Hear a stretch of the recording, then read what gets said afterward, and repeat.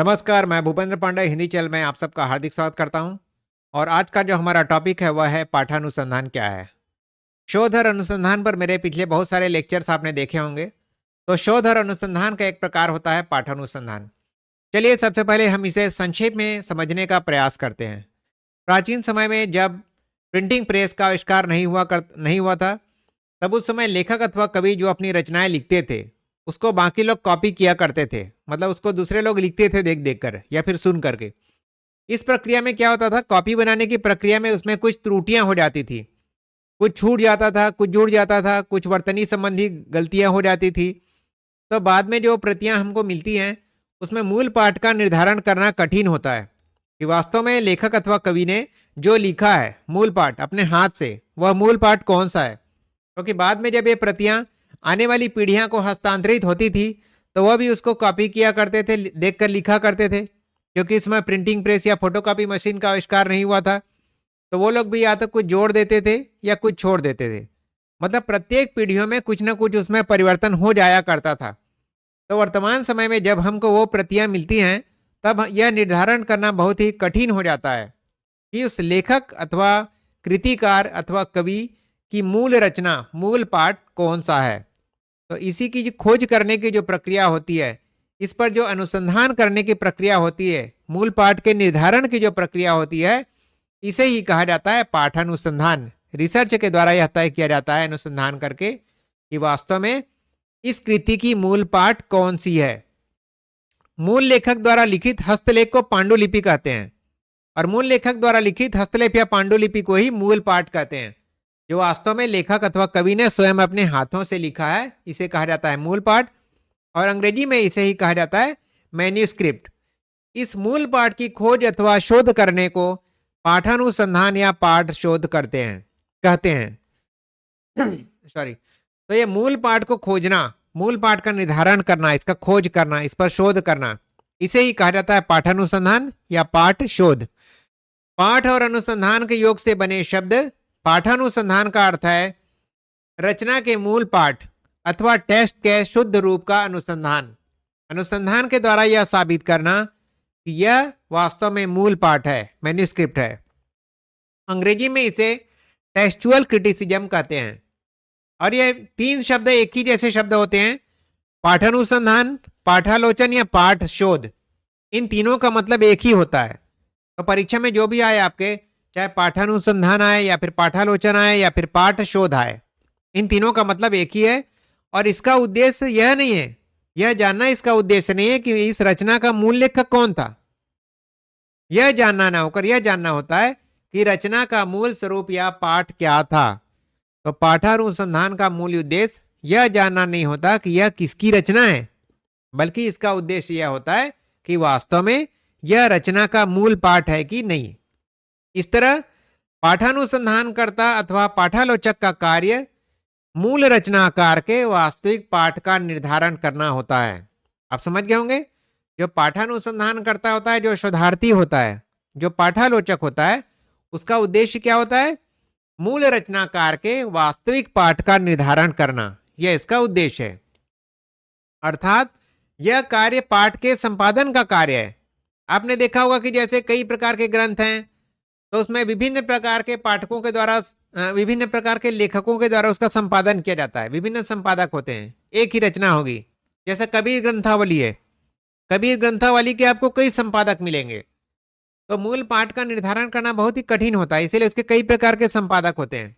तो वास्तव में जो पाठानुसंधान का जो कार्य है वह है पाठानुसंधान का कार्य एक प्रकार से संपादन का कार्य है। इसमें जिसमें रचना के शब्द रूप, किस प्रकार के शब्दों का प्रयोग किया गया है, वर्तनी के मूल रूप की प्रतिष्ठा कर, कवि के द्वारा अथवा लेखक के द्वारा लिखे गए मूल शब्द कौन से थे, उनकी स्पेलिंग कौन सी थी, उनकी प्रतिष्ठा की जाती है, स्थापित किया जाता है कि यह इनका मूल शब्द है। प्रक्षेपों अर्थात ग्रंथ में जोड़ा गया अंश से बचा जाता है। एक तो मूल शब्दों की प्रतिष्ठा की जाती है कि वास्तव में लेखक या अथवा कवि ने ये मूल शब्द लिखे हैं, और उसमें जो चीजें बाद में जोड़ी गई हैं, जो अंश बाद में जोड़े गए हैं, उनसे बचा जाता है, उनको हटा दिया जाता है।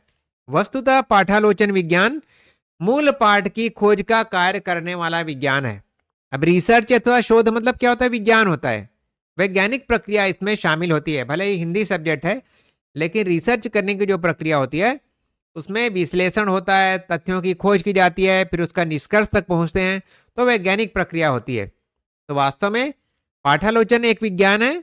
और किस प्रकार का विज्ञान है? जिसके माध्यम से कृतिकार के मूल पाठ की मैन्युस्क्रिप्ट की खोज की जाती है। पाठानुसंधान अथवा पाठालोचन सामग्री की प्राप्ति निम्न दो स्रोतों से हो सकती है।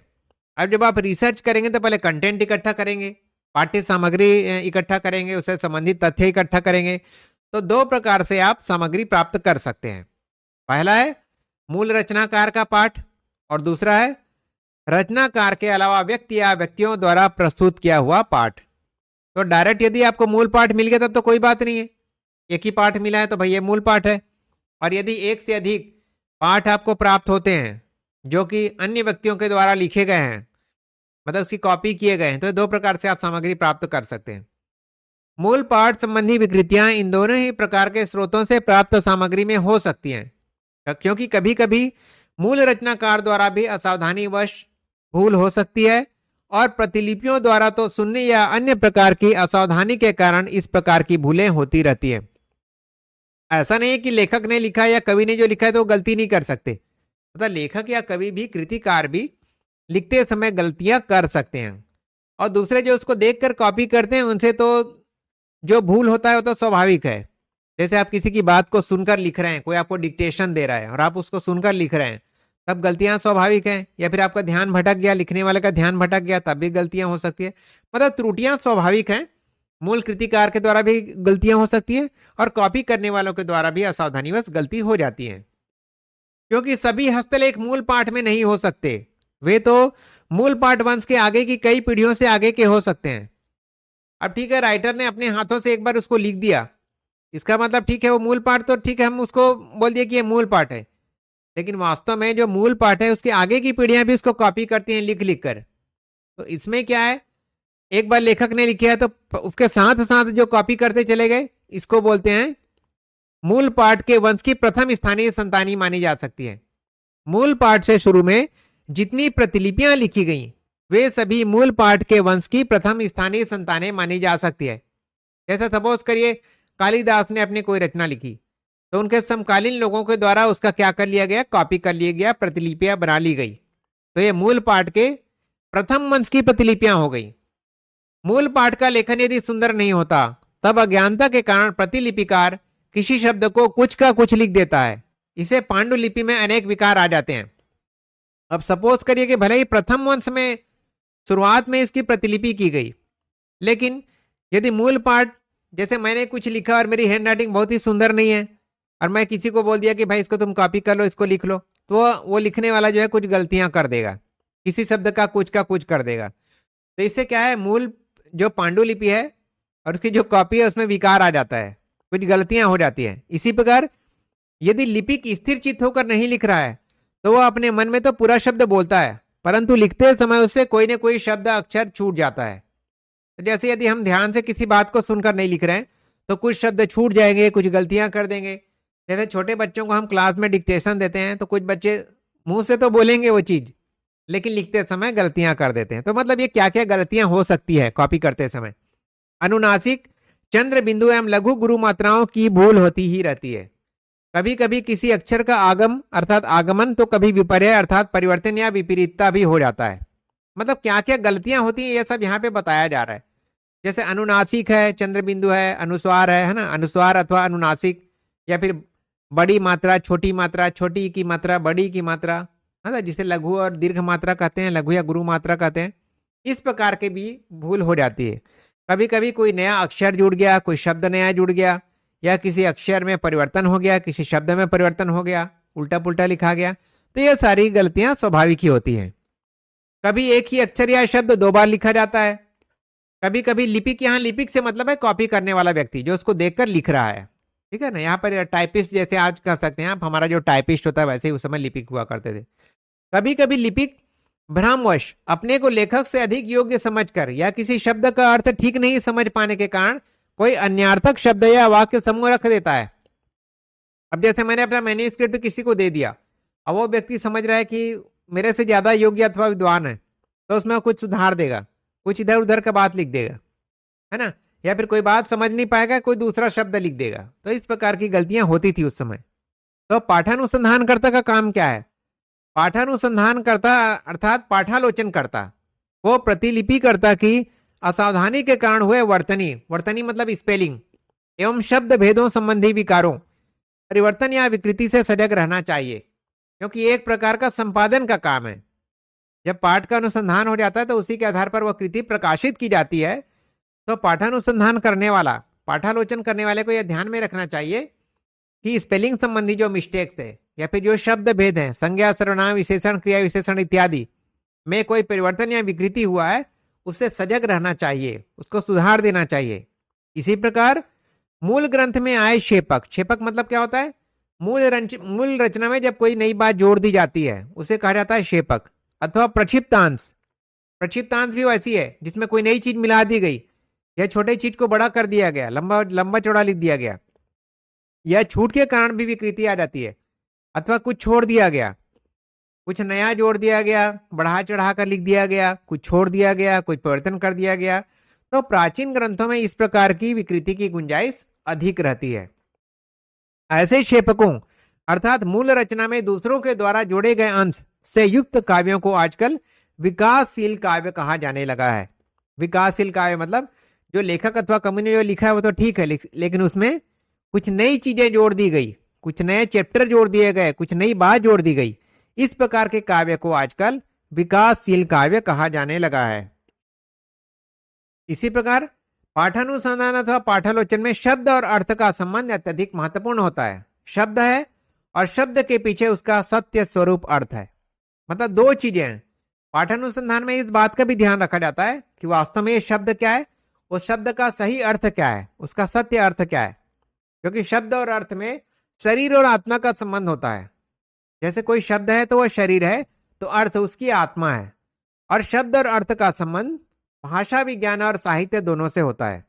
मतलब भाषा विज्ञान के अंतर्गत भी हम शब्द और अर्थ का अध्ययन करते हैं, और साहित्य में तो इसकी भूमिका अत्यंत ही महत्वपूर्ण होती है, क्योंकि किसी भी शब्द का जो अर्थ होता है वह प्रसंग के अनुसार निर्धारित किया जाता है। किस संदर्भ में वह बात कही गई है, किस संदर्भ में वह शब्द लिखा गया है, वह उसके अर्थ का निर्धारण करता है। पाठानुसंधान अथवा पाठालोचन में एक भाषा वैज्ञानिक की तथ्यपरक दृष्टि और साहित्यकार का संवेदनशील रूप दोनों ही अपेक्षित है। मतलब जो अनुसंधान करता है जो शोधार्थी है, जो पाठानुसंधान करता है अथवा जो पाठालोचन करता है, उसमें भाषा वैज्ञानिक की तथ्यपरक दृष्टि भी होनी चाहिए, ऑब्जेक्टिविटी भी होनी चाहिए। तटस्थता के साथ वैज्ञानिक दृष्टिकोण से उसकी आलोचना करनी चाहिए, उसका अनुसंधान करना चाहिए। लेकिन साथ ही साथ उसमें साहित्यकार का जो भावुक हृदय है, जो संवेदनशील रूप है, इन दोनों का ही उसमें सामंजस्य होना चाहिए। एक तरफ तो वह तटस्थ रहे, भाषा वैज्ञानिक की तरह वस्तुपरक रहे, और दूसरा वह उस साहित्यकार की तरह संवेदनशील भी रहे, भावुक भी रहे। ये दोनों ही गुण अपेक्षित होते हैं। पाठानुसंधान अथवा पाठालोचन की तीन प्रणालियां परिचित हैं। ये प्रणालियां हैं। तो जो रिसर्च होता है, पाठानुसंधान होता है, उसकी तीन प्रणालियां होती हैं। पहला तो यह है स्वेच्छया पाठ निर्धारण प्रणाली। यह पाठालोचन की एक सामान्य प्रणाली होती है जिसमें संपादक पुस्तक का संपादन करते समय प्राप्त प्रति पर ही निर्भर रहता है। इसमें वह इतना भर कर सकता है कि जो सामान्य दोष मात्र वर्ण आदि के दिखाई देते हैं उन्हें यह दूर कर देता है। तो ये जो पहला प्रणाली है स्वेच्छया पाठ निर्धारण प्रणाली, उसमें जो संपादक है अथवा पाठालोचक है ना, संपादक है अथवा जो अनुसंधान करता है, उसको केवल एक प्रति मिलती है। तो वह सिर्फ उसी प्राप्त प्रति पर ही निर्भर रहता है। और वो क्या करता है, उसमें जो गलतियां होती हैं, वर्तनी संबंधी जो गलतियां होती है, वर्ण संबंधी जो गलतियां होती है, शब्दों की जो गलतियां होती हैं, उसको वह दूर बस कर सकता है, क्योंकि वह सिंगल प्रति पर डिपेंडेंट है। इसके बाद दूसरा है तुलना प्रणाली। दूसरी प्रणाली के अंतर्गत संपादक को किसी ग्रंथ की दो प्रतियां मिलती हैं, वह उन दोनों प्रतियों की तुलना करता है। पहली प्रणाली में हमने देखा कि केवल एक ही प्रति मिली है, तो उसी में वो सुधार करता है संपादक जो होता है। लेकिन दूसरे में क्या होता है, उसको एक ही कृति की दो प्रतियां मिल गई। अब वो क्या करेगा, दोनों की तुलना करके यह डिसाइड करेगा, जो शोधार्थी है अथवा पाठालोचक है वह देखेगा कि इन दोनों में कौन ज्यादा मौलिक और कौन ज्यादा ओरिजिनल प्रतीत हो रही है। तुलना करने की प्रक्रिया में दोनों प्रतियों में पाठभेद मिलता है, तो उसे किसी भी कारण से जो पाठ अच्छा लगता है वह उसी को ठीक मान लेता है। अब वह दोनों की तुलना करता है। अब दोनों की तुलना करेगा तो एक उसको ज्यादा बेटर लगेगा ही, तो जो बेटर लगता है, जो अच्छा लगता है, उसको वह सही मान लेता है। इस प्रकार के संपादन में पाठांतर पाठ भेद देने की आवश्यकता नहीं होती। लेकिन जब इस प्रकार का जब वो संपादन करा तो वो नहीं बताएगा कि इनके द्वारा ये लिखा गया है, इसके द्वारा ये लिखा गया है ना। दो कृतियां हैं, पहली कृति है, दूसरी कृति है, दोनों को बार बार बताते नहीं चलेगा ये सही है ये गलत है। हाँ, यदि उसे दोनों ही पाठ अच्छे लगते हैं तो मूल पाठ में ही कोष्ठकों में या नीचे दूसरा पाठ भी दे देता है। लेकिन कभी कभी क्या हुआ होता है कि वह मूल पाठ में ही ब्रैकेट में लिख देता है कि भाई इसके ये चीज है, या फिर कभी कभी नीचे भी लिख देता है। लेकिन हर बार यह देने की आवश्यकता नहीं होती है, जरूरी नहीं कि हर बार दे। तीसरा है वैज्ञानिक अथवा पाठालोचन प्रणाली। अब ये जिस किताब से मैंने नोट्स लिया है उसने जैसे बताया आपको मैं बता रहा हूँ, यहाँ पर ज्यादा आपको दिमाग लगाने की जरूरत नहीं, बस इसको आपको ध्यान रखना है कि इस प्रणाली में यह होता है कि पाठांतर में पूरा पहले लिख देगा, दूसरे भाग को पूरी तरह से लिख देगा, ऐसे लिखने की जरूरत नहीं होती। ब्रैकेट में कुछ कुछ लिखते चला जाता है, ठीक है ना, ब्रैकेट में स्पष्ट करते चले जाता है, या भी थोड़ा बहुत फुट नोट्स में भी लिख देता है। फुट नोट्स जो होते हैं जो किताब के नीचे में लिखा होता है, तो नीचे में भी लिख देता है भाई इनके अनुसार ये है। तो ज्यादा आपको टेंशन लेने की जरूरत नहीं है, जो मैं बता रहा हूं उसको समझना आपको जरूरी है। वैज्ञानिक पाठालोचन प्रणाली क्या होती है? तीसरी प्रणाली है। इस प्रणाली में कई पांडुलिपियों की तुलना की जाती है। पहली प्रणाली में केवल एक ही पांडुलिपि थी, दूसरी प्रणाली में तुलना प्रणाली में 2 पांडुलिपियां थी, और वैज्ञानिक पाठालोचन प्रणाली में कई पांडुलिपियां मिल जाती है, कई मैन्युस्क्रिप्ट मिल जाते हैं।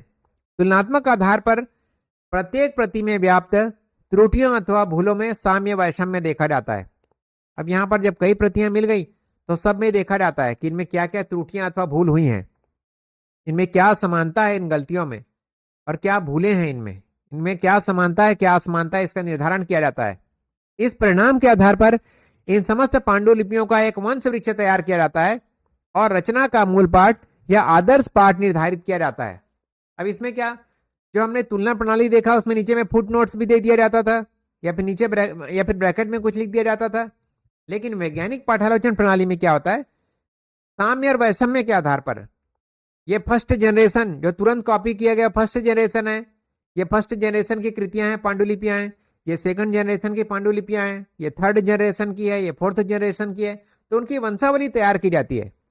जैसे यह 2000 में लिखा गया, 2001 में लिखा गया, 2010 में लिखा गया, 2015 में लिखा गया, इस तरह एक वंश वृक्ष तैयार करते हैं, और इसके आधार पर फिर मूल पाठ या आदर्श पाठ का निर्धारण किया जाता है।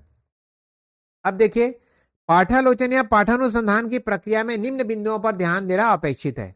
इन बिंदुओं के आधार पर किसी पाठ का आलोचना किया जाता है अथवा उसका पाठानुसंधान किया जाता है। पहला है, पांडुलिपि या हस्तलिखित ग्रंथ प्राप्त करने के कई तरीके हैं, क्योंकि यह प्रक्रिया पूरी तरह से पांडुलिपि के मूल पाठ के निर्धारण से संबंधित प्रक्रिया है। पाठानुसंधान की जो प्रक्रिया है, यह मूल पाठ की हस्तलिखित प्रति पांडुलिपि अथवा मैन्युस्क्रिप्ट के मूल पाठ के निर्धारण की प्रक्रिया है, कि अनुसंधान की प्रक्रिया है।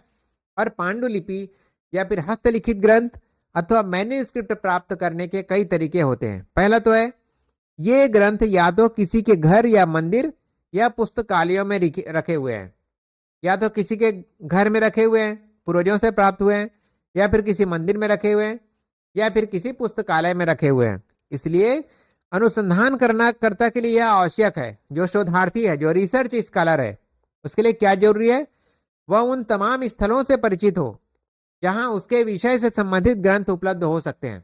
पहले तो उस मैन्युस्क्रिप्ट ढूंढना पड़ेगा। मैन्युस्क्रिप्ट कहाँ कहाँ ढूंढ सकता है मैं बता चुका हूं। तो यह उन स्थानों से पहले परिचित होगा कि कहाँ कहाँ मैन्युस्क्रिप्ट मिल सकते हैं। जैसे कबीरदास जी की पांडुलिपि ढूंढना है, तो कबीरदास जी से संबंधित जितने मठ हैं वहां पर वो जाके उसका ढूंढेगा, उनसे संबंधित जो स्थान है वहां पर जाएगा तो उसको ढूंढ पाएगा। ग्रंथ संग्रह के बाद उनके पाठों की पारंपरिक तुलना करनी होती है। एक से अधिक पांडुलिपियां मिल गई तो वह उनका तुलना करेगा। तुलना करने के लिए पहले उन्हें काल क्रमानुसार व्यवस्थित करना होता है, फिर प्रत्येक पांडुलिपि को एक संकेत नाम देना होता है। ऐसा करने से ग्रंथ के पाठ संकेत देने में सुविधा रहती है तथा अनावश्यक समय और स्थान की बचत होती है। अब मैं बता चुका हूं कि काल क्रम के अनुसार उसको व्यवस्थित करना होता है कि 18वीं सदी में इसकी कॉपी इस प्रकार है, 19वीं शताब्दी में इसकी कॉपी इस तरह से मिलती है, 20वीं शताब्दी में ऐसा लिखा गया उसी को, 21वीं शताब्दी की प्रतियां ये है, इन सबको प्रॉपर क्रोनोलॉजिकल ऑर्डर में कालक्रम के अनुसार पहले वो व्यवस्थित कर देता है, उनको संकेत दे देता है, कुछ कोड दे देता है, जैसे 18th, 19th, 20th, 21st, इस तरह उनको कोडीकृत कर देता है। ऐसा करने से क्या होता है, तुलना करने में सुविधा रहती है और समय और स्थान की भी बचत हो जाती है। अब आइए हम देखते हैं निष्कर्ष। जब भी आप कोई उत्तर लिखते हैं तो पहला तो इंट्रोडक्शन रहता है, जो शुरुआत में मैं बताया कि पाठानुसंधान क्या है, पाठालोचन क्या है, पाठ शोध क्या है, उसके बारे में जो मैंने ब्रीफ डिस्क्रिप्शन दिया वह था इंट्रोडक्शन। प्रारंभ में आप जो भी लिखते हैं उत्तर में वह होता है इंट्रोडक्शन, और बाद में ये जो निष्कर्ष है ना, इसको निष्कर्ष शब्दों को लिखकर आपको लिखना बहुत ही जरूरी होता है रिटर्न एग्जाम में।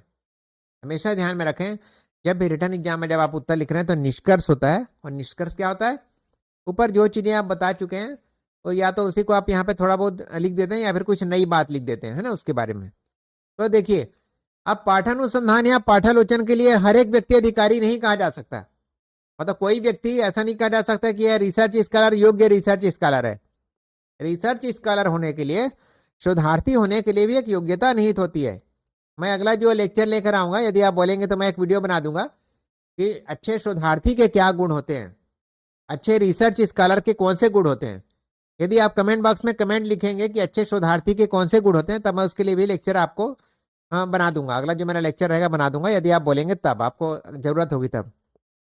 मतलब हर व्यक्ति पाठालोचन नहीं कर सकता, हर व्यक्ति पाठानुसंधान नहीं कर सकता, क्योंकि यह बुद्धि और श्रम के सम्यक प्रयोग के साथ वैज्ञानिक सिद्धांतों पर आधारित विज्ञान है। पाठानुसंधान करने के लिए आपको बुद्धि भी चाहिए, विवेक और तर्क भी चाहिए, श्रम भी चाहिए, बहुत मेहनत वाला काम है। जगह जगह जाकर आप पांडुलिपि ढूंढेंगे, फिर उसके क्रोनोलॉजिकल ऑर्डर में उनको जमाएंगे, उनका तुलना करेंगे, तो बहुत श्रम साध्य कार्य है और वैज्ञानिक सिद्धांतों पर आधारित है। पहले तो आप सामग्री इकट्ठा करेंगे, फिर उसका विश्लेषण करेंगे, विवेचन करेंगे, फिर निष्कर्ष पर पहुंचेंगे। तो यह बहुत ही कठिन प्रक्रिया है। इसके अलावा पाठानुसंधान में निश्चय और निर्णय की अत्यंत महत्वपूर्ण भूमिका है। आपको निश्चित करना है, आपको निर्णय देना है कि भाई अमुक कारण से यह कृति, यह मूल पाठ है, यह मूल हस्तलिखित प्रति है, यहाँ कल्पना के लिए कोई स्थान नहीं है, क्योंकि वैज्ञानिक निष्कर्ष कल्पना के गर्भ से नहीं निकाले जा सकते। मतलब ये वैज्ञानिक प्रक्रिया है। आप यदि कोई कुछ बात बोल रहे हैं तो आपको तर्क के आधार पर साबित करना होगा, आपको उसके तथ्य रखने पड़ेंगे, आपको साक्ष्य रखने पड़ेंगे, है ना, एविडेंस देना पड़ेगा, प्रूफ देना पड़ेगा, भाई अमुक कारण से यह कृति इसकी प्रमाणिक कृति है, मूल पाठ है। न ही तथ्यों की गवेषणा, गवेषणा मतलब होता है खोज या अध्ययन या अनुसंधान वस्तुपरकता अर्थात ऑब्जेक्टिव रहकर के बिना हो सकती है। साथ ही आपका उद्देश्य स्पष्ट होना चाहिए कि मुझे इसका मूल पाठ का निर्धारण करना है। आपको भावुक नहीं होना है, आपको कल्पना का या फिर बहुत संवेदनशील या काल्पनिक नहीं होना है। आपको तटस्थ रहकर ऑब्जेक्टिविटी के साथ, वस्तुपरकता के साथ, सिर्फ आपको तथ्यों के ऊपर डिपेंड रहना है। पाठालोचन तथ्यों की गवेषणा अर्थात खोज, अध्ययन एवं अनुसंधान पर आधारित होता है। तो पाठालोचन किस पर आधारित होता है? यह पूरी तरह से एक तार्किक प्रक्रिया है, तार्किक विश्लेषण की प्रक्रिया है कि तर्क के आधार पर, तथ्यों के आधार पर आपको साबित करना होता है कि यह वास्तव में कृतिकार के द्वारा रचा गया मूल पाठ है, कृतिकार द्वारा रचित यह मूल पाठ है, ओरिजिनल टेक्स्ट है, यही मैन्युस्क्रिप्ट है। बाकी जो है वो सब डुप्लीकेट है या फिर गलत है। वास्तव में कृतिकार के द्वारा लिखा गया जो मूल पाठ है, जो मैन्युस्क्रिप्ट है, यह है।